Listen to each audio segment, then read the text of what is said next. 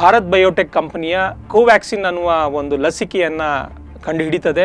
ಸರ್ಕಾರಗಳು ಇದನ್ನ ಉಚಿತವಾಗಿ ಸಾರ್ವಜನಿಕರಿಗೆ ನೀಡುವಂತಹದ್ದು ಅನ್ನುವ ಮಾತನ್ನು ಕೂಡ ಹೇಳ್ತವೆ.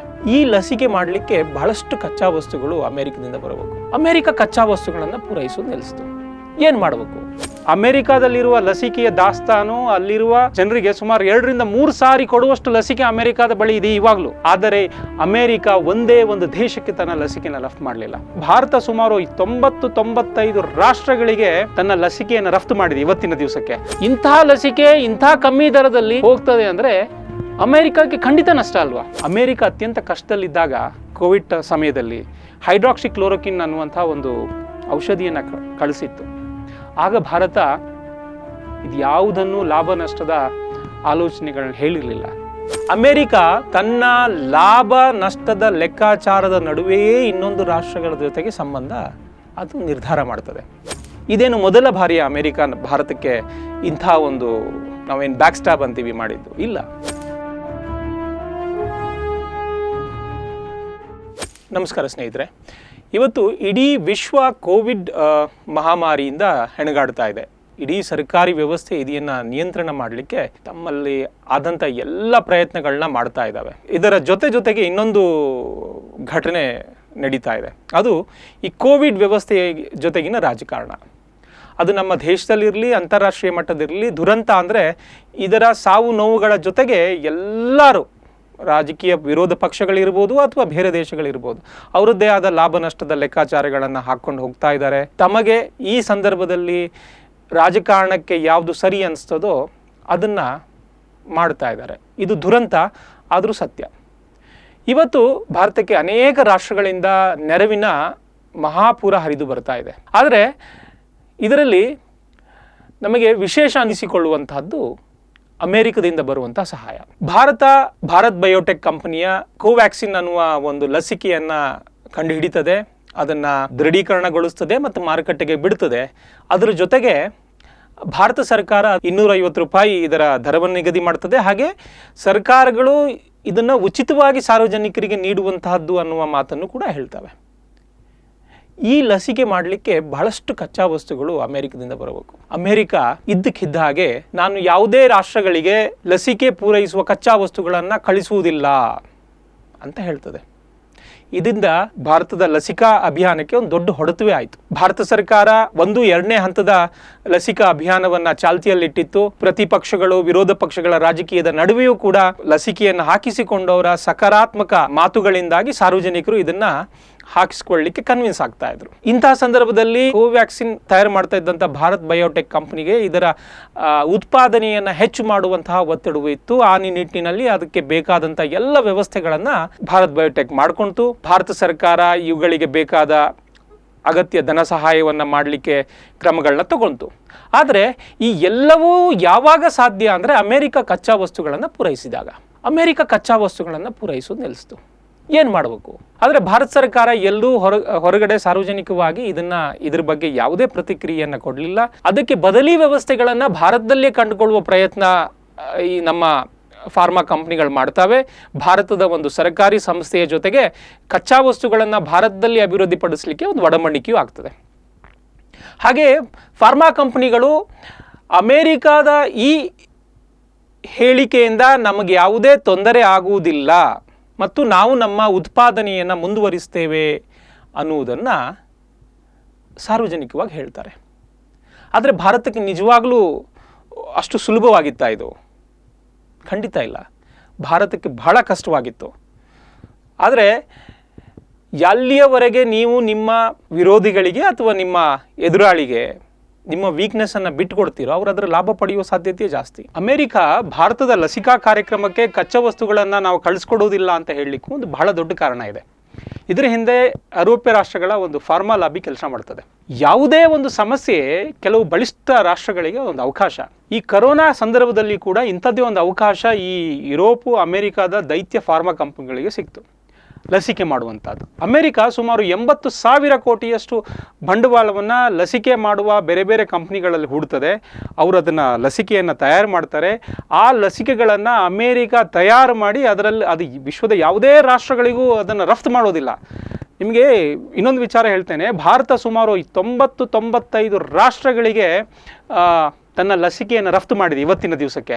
ಆದರೆ ಅಮೇರಿಕಾ ಒಂದೇ ಒಂದು ದೇಶಕ್ಕೆ ತನ್ನ ಲಸಿಕೆಯನ್ನು ರಫ್ತು ಮಾಡಲಿಲ್ಲ. ಅಮೇರಿಕಾದಲ್ಲಿರುವ ಲಸಿಕೆಯ ದಾಸ್ತಾನು ಅಲ್ಲಿರುವ ಜನರಿಗೆ ಸುಮಾರು 2-3 ಸಾರಿ ಕೊಡುವಷ್ಟು ಲಸಿಕೆ ಅಮೇರಿಕಾದ ಬಳಿ ಇದೆ ಇವಾಗಲೂ, ಅದಕ್ಕಿಂತಲೂ ಜಾಸ್ತಿ ಇದೆ. ಆದರೆ ಈ ಯಾವ ಲಸಿಕೆಯನ್ನು ಅಮೇರಿಕಾ ಬೇರೆ ದೇಶಗಳಿಗೆ ಕಳಿಸ್ಕೊಡ್ಲಿಲ್ಲ. ಆದರೆ ಭಾರತ ಏನು ಮಾಡ್ತು ಅಂದರೆ ತನ್ನ ಲಸಿಕೆಗೆ ಜಗತ್ತಿನಲ್ಲಿ ಅತ್ಯಂತ ಕಮ್ಮಿ ದರ ಫಿಕ್ಸ್ ಮಾಡ್ತು. ಮತ್ತು ಅಮೇರಿಕಾ ಯಾವುದು ತನ್ನ ಪೊಟೆನ್ಷಿಯಲ್ ಮಾರ್ಕೆಟ್, ತನ್ನ ಸಂಭಾವ್ಯ ಮಾರುಕಟ್ಟೆ ಅಂತ ಅಂದ್ಕೊಂಡಿತ್ತು, ಆ ದೇಶಗಳಿಗೆ ಭಾರತ ರಫ್ತು ಮಾಡ್ತದೆ.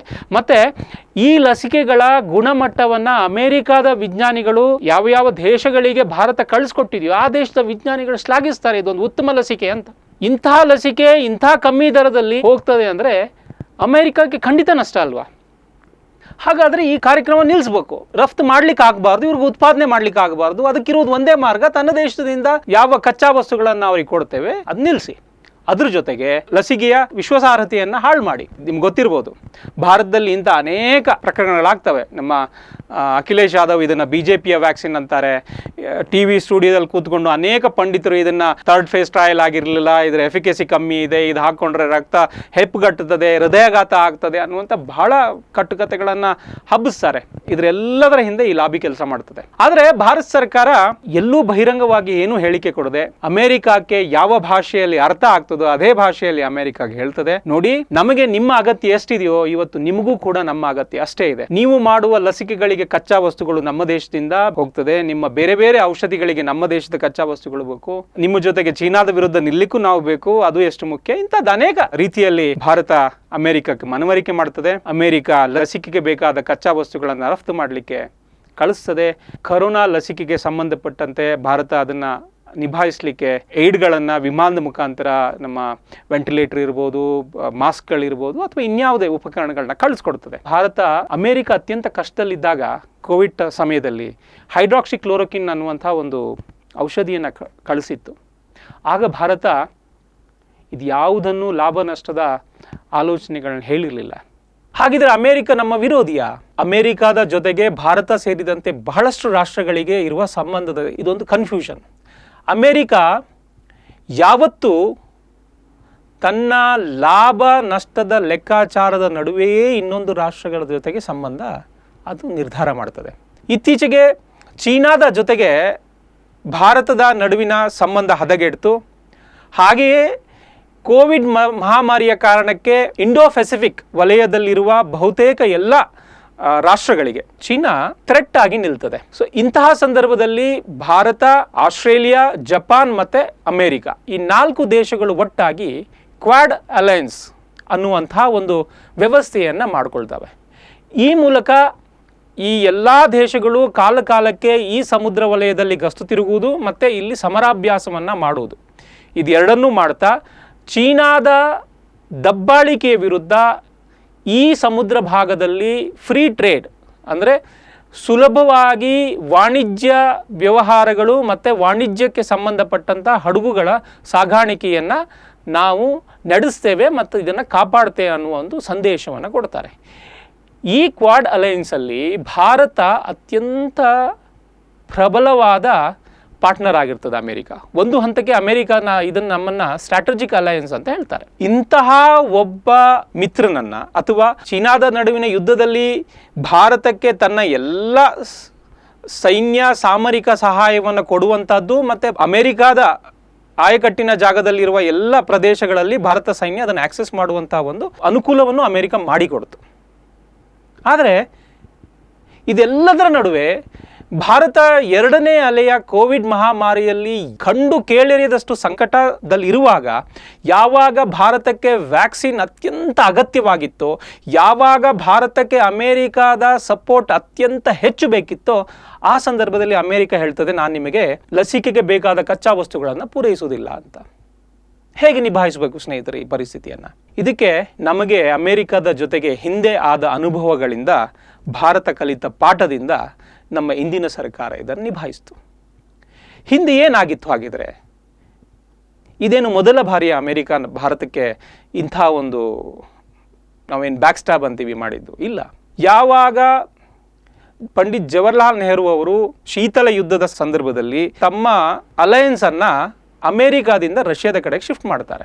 ಆಗ ಆವತ್ತಿಂದ ಅಮೆರಿಕಾದ ಕೆಂಗಣ್ಣಿಗೆ ಭಾರತ ಗುರಿಯಾಯಿತು. ನಿಮಗೆ 62ರ ಯುದ್ಧ ಇರ್ಬೋದು ಅಥವಾ ಬಾಂಗ್ಲಾ ವಿಮೋಚನೆ ಯುದ್ಧ ಇರ್ಬೋದು, ಆ ಸಂದರ್ಭದಲ್ಲಿ ಎಲ್ಲವೂ ಅಮೆರಿಕ ಪಾಕಿಸ್ತಾನದ ಪರವಾಗಿ ನಿಲ್ತದೆ. ನಮ್ಮ ಹಿಂದಿನ ಪ್ರಧಾನಮಂತ್ರಿ ಲಾಲ್ ಬಹದ್ದೂರ್ ಶಾಸ್ತ್ರಿ ಅವರು ತಾಷ್ಕೆಂಟ್ ಒಪ್ಪಂದ ಮಾಡಿಕೊಂಡು ಭಾರತಕ್ಕೆ ಮರಳುತ್ತಾ ಇರುವ ಸಂದರ್ಭದಲ್ಲಿ ಅವ್ರು ಏನು ಶವವಾಗಿ ಬರ್ತಾರೆ, ಅದನ್ನ ಏನು ಅವರ ಸಾವನ್ನು ಒಂದು ನೈಸರ್ಗಿಕ ಸಾವು ಅಥವಾ ಒಂದು ಸಾಮಾನ್ಯ ಸಾವು ಅಥವಾ ಹೃದಯಘಾತದಿಂದ ಆದ ಸಾವು ಅಂತ ನಮಗೆಲ್ಲ ಏನು ಹೇಳ್ಕೊಟ್ಟಿದ್ದಾರೆ, ಆ ಸಾವಿನ ಹಿಂದೆ ಕೂಡ ಅಮೆರಿಕಾದ CIA ಕೈವಾಡ ಇದೆ ಎನ್ನುವುದನ್ನು ಅಮೆರಿಕಾದ CIA ಅಧಿಕಾರಿಯೊಬ್ಬರು ಒಂದು ಪತ್ರಿಕೆಗೆ ಸಂದರ್ಶನದ ಮುಖಾಂತರ ಕೊಡ್ತಾರೆ. ಹೌದು, ನಾವು ಅವರನ್ನು ಕೊಂದ್ವಿ ಅಂತ. ಲಾಲ್ ಬಹದ್ದೂರ್ ಶಾಸ್ತ್ರಿ ಮಾತ್ರ ಅಲ್ಲ, ನಮ್ಮ ಅಣುವಿಜ್ಞಾನದ ಪಿತಾಮಹರಾದ ಹೋಮಿ ಬಾಬಾ ಅವರು ಒಂದು ರೇಡಿಯೋ ಕಾರ್ಯಕ್ರಮದಲ್ಲಿ ಹೇಳ್ತಾರೆ, ಇನ್ನೇನು ಕೆಲವೇ ತಿಂಗಳುಗಳ ಕಾಲದಲ್ಲಿ ಭಾರತ ಅಣು ವಿಜ್ಞಾನದಲ್ಲಿ ಆತ್ಮನಿರ್ಭರತೆಯನ್ನು ಮಾಡ್ತದೆ, ನಮ್ಮದೇ ದೇಶದಲ್ಲಿ ನಾವೇ ಅಣು ವಿಜ್ಞಾನದಲ್ಲಿ ನಾವು ಸಾಧನೆಯನ್ನು ಮಾಡಬಹುದು ಅನ್ನುವ ನಿಟ್ಟಿನಲ್ಲಿ ಒಂದು ಹೇಳಿಕೆಯನ್ನು ಕೊಡ್ತಾರೆ. ಇದಾಗಿ ಕೆಲವೇ ತಿಂಗಳಲ್ಲಿ ಸ್ನೇಹಿತರೆ ಅವರು ಒಂದು ವಿಮಾನದ ಅಪಘಾತದಲ್ಲಿ ಸಾಯ್ತಾರೆ. ಪ್ರಪಂಚದ ಕಣ್ಣಿಗೆ ಇದೊಂದು ಅಪಘಾತ ಅಂತ ಕಾಣಿಸ್ತು. ಹೋಮಿ ಬಾಬಾ ಅವರು ಚಲಿಸ್ತಿದ್ದ ವಿಮಾನ ಮತ್ತು ಲೋಕಲ್ ಗ್ರೌಂಡ್ ಕಂಟ್ರೋಲ್ ಸೆಂಟರ್ ಜೊತೆಗಿನ ಸಂಪರ್ಕದ ನಡುವೆ ಇದ್ದ ವ್ಯತ್ಯಾಸದಿಂದಾಗಿ ವಿಮಾನ ಕ್ರಾಶ್ ಆಯಿತು ಅನ್ನುವಂಥದ್ದನ್ನು ಆ ಥರದ ಒಂದು ಸುದ್ದಿ ಮಾಧ್ಯಮದಲ್ಲಿ ಬರ್ತದೆ, ಜನರೆಲ್ಲ ನಂಬ್ತಾರೆ. ಆದರೆ ಇವರನ್ನೂ ಕೂಡ CIA ಕೊಂದಿದ್ದು ಅನ್ನುವುದನ್ನು ಒಬ್ಬ ಅಧಿಕಾರಿ ಪತ್ರಿಕೆಗೆ ಹೇಳ್ತಾನೆ. ಅವನು ಕೊಡುವ ಕಾರಣ ಇಷ್ಟೇ, ಭಾರತದಂಥ ರಾಷ್ಟ್ರ ಅಣುಶಕ್ತಿಯಲ್ಲಿ ಅಮೆರಿಕದ ಸರಿಸಮಾನಕ್ಕೆ ನಿಲ್ಲುವುದನ್ನು ನಾವು ಒಪ್ಲಿಕ್ಕೆ ಸಾಧ್ಯ ಇರಲಿಲ್ಲ, ಇದು ಅಮೆರಿಕದ ಹಿತಾಸಕ್ತಿಗೆ ಧಕ್ಕೆ ಆಗ್ತಾ ಇತ್ತು, ಆ ಕಾರಣಕ್ಕಾಗಿ ಅದನ್ನು ನಿಲ್ಲಿಸಬೇಕಿತ್ತು, ಆ ಕಾರಣಕ್ಕೆ ಅದಕ್ಕೆ ಸಂಬಂಧಪಟ್ಟ ಹಿರಿಯ ವಿಜ್ಞಾನಿಗಳನ್ನು ನಾವು ಕೊಂದಿದ್ದೇವೆ ಅಂತ. ಇದು ಯಾವುದೋ ಒಂದು ಸಣ್ಣ ಪತ್ರಿಕೆಯಲ್ಲಿ ಸುದ್ದಿ ಆಯಿತು. ಅಂದಿನ ಸರ್ಕಾರ ಯಾವತ್ತೂ ಇದ್ರ ಬಗ್ಗೆ ತನಿಖೆ ಮಾಡಲಿಕ್ಕೆ ಹೋಗಲಿಲ್ಲ. ಇದು ಇಲ್ಲಿಗೆ ನಿಲ್ಲುವುದಿಲ್ಲ. 1994 ಇಸ್ರೋ ಕ್ರಯೋಜೆನಿಕ್ ಇಂಜಿನ್ ತಯಾರು ಮಾಡುವ ಅತ್ಯಂತ ಕ್ರೂಷಿಯಲ್ ಮಹತ್ವದ ಕಾಲಘಟ್ಟದಲ್ಲಿತ್ತು.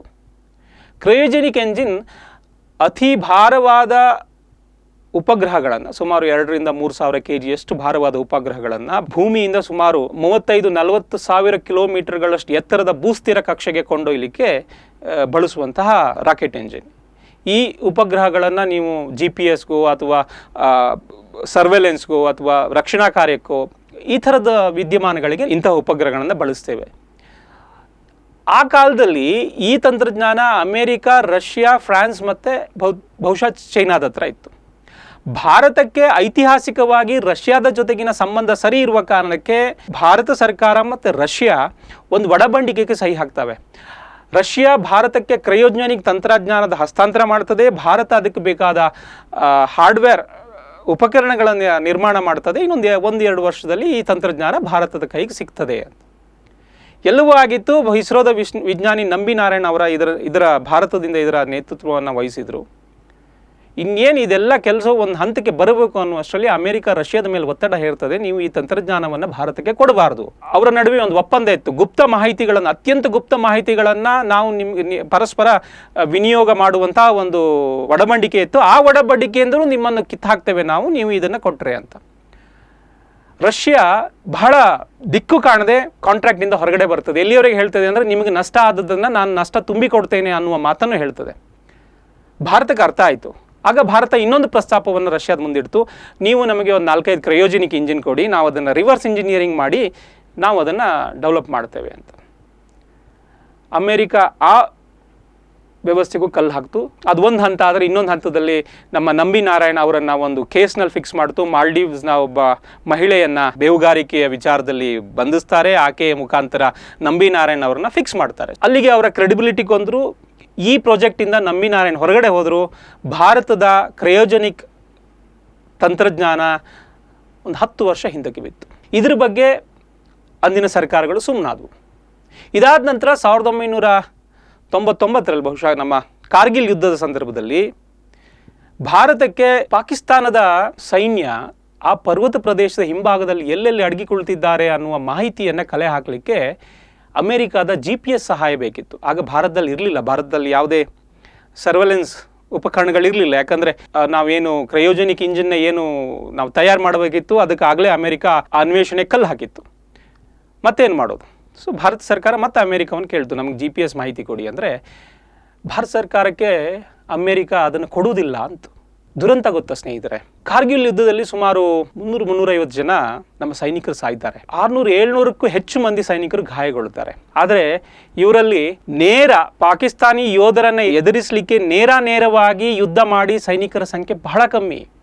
ಇದರಲ್ಲಿ ಸತ್ತವರು ಬಹುತೇಕ ಮಂದಿ ಮಾಹಿತಿಗಳನ್ನು ಕಲೆ ಹಾಕಲಿಕ್ಕೆ ಹೋಗಿ ಸತ್ತವರೇ. ಹೀಗೆ ಪ್ರತಿಯೊಂದು ಹಂತದಲ್ಲೂ ಅಮೇರಿಕ ಭಾರತಕ್ಕೆ ಯಾವಾಗ ಸಹಾಯ ಬೇಕೋ ಆವಾಗಲೆಲ್ಲ ಬೆನ್ನಿಗೆ ಚೂರಿ ಹಾಕ್ತು. ಇದಾದ ಮೇಲೆ ಭಾರತದಲ್ಲಿ ಸರ್ಕಾರ ಬದಲಾಯಿತು, ಭಾರತದ ವಿದೇಶಾಂಗ ನೀತಿ ಬದಲಾಯಿತು, ಭಾರತ ಶಕ್ತಿಯುತ ರಾಷ್ಟ್ರವಾಗಿ ಬೆಳೀತಾ ಬಂತು, ಅಮೆರಿಕಾಗೆ ಭಾರತದ ಅಗತ್ಯ ಆಯಿತು. ಈ ಚೀನಾದ ಜೊತೆಗೆ ಭಾರತದ ಸಂಬಂಧ ಹದಗೆಟ್ಟಾಗ ಈ ಕ್ವಾಡ್ ಅಲಯನ್ಸ್ ರಾಷ್ಟ್ರಗಳು ಸಾಮರಿಕ ಅಭ್ಯಾಸ ಮಾಡ್ತಿರುವಾಗಲೇ ಅಂಡಮಾನ್ ನಿಕೋಬಾರ್ ದ್ವೀಪದಲ್ಲಿ ಅಮೆರಿಕದ ಯುದ್ಧ ನೌಕೆ ಒಂದು ಭಾರತಕ್ಕೆ ಯಾವುದೇ ಮಾಹಿತಿಯನ್ನ ಕೊಡದೆ ಪ್ರವೇಶ ಮಾಡುತ್ತದೆ.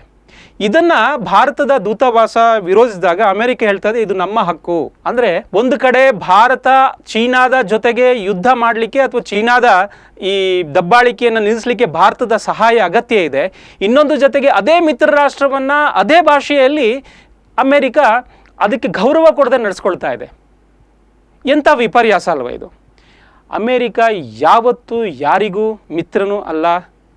ಅದಕ್ಕೆ ಕಾಲಕ್ಕೆ ಅದು ತನಗೆ ಬೇಕಾದಂತೆ ತನ್ನ ಅನುಕೂಲಕ್ಕೆ ತಕ್ಕಂತೆ ಮಿತ್ರನಾಗಿ ಮಾಡ್ಕೊಳ್ತದೆ, ಶತ್ರುಗಳನ್ನಾಗಿ ಮಾಡ್ಕೊಳ್ತದೆ. ಭಾರತ ಯಾವತ್ತೂ ಸರ್ವೇ ಸಂತು ನಿರಾಮಯ, ಸರ್ವೇ ಜನ ಸುಖಿನೋ ಭವಂತು ಅನ್ನುವ ಆದರ್ಶಗಳನ್ನು ಪಾಲಿಸ್ಕೊಂಡು ಬಂದಿತ್ತು. ಗಾಂಧಿಯವರು ಕೂಡ ತಮ್ಮ ಆರ್ಥಿಕ ವ್ಯವಸ್ಥೆಯಲ್ಲಿ ಇದನ್ನೇ ಹೇಳ್ತಾರೆ, ನೈತಿಕ ಆರ್ಥಿಕತೆ. ಯಾವತ್ತು ಆರ್ಥಿಕ ವ್ಯವಸ್ಥೆಯಲ್ಲಿ ಐರೋಪ್ಯ ರಾಷ್ಟ್ರಗಳಿಗೆ ವಸ್ತುಗಳು ಕಮಾಡಿಟಿ ಮುಖ್ಯ ಆದರೆ ಭಾರತ ಯಾವತ್ತು ಮಾನವ ಸಂಪನ್ಮೂಲ ಮುಖ್ಯ, ಮನುಷ್ಯರೇ ಮುಖ್ಯ ಅನ್ನುವಂಥದ್ದನ್ನು ಮನುಷ್ಯ ಕೇಂದ್ರಿತ ಅರ್ಥವ್ಯವಸ್ಥೆಯನ್ನು ರೂಢಿಸ್ಕೊಂಡು ಬರಬೇಕು, ಅದೇ ಧರ್ಮ ಅಂತ ಹೇಳ್ತದೆ.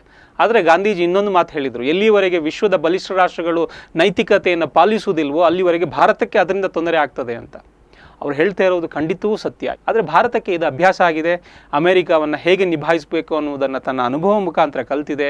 ಭಾರತದಲ್ಲಿ ಇವತ್ತು ಬಲಿಷ್ಠ ಸರ್ಕಾರ ಇದೆ. ಇದೆಲ್ಲವನ್ನು ನಿಭಾಯಿಸಿಕೊಂಡು ಭಾರತ ಮುಂದೆ ಸಾಗ್ತದೆ, ಬೆಳೀತದೆ, ವಿಶ್ವಗುರು ಆಗ್ತದೆ. ನಮಸ್ಕಾರ.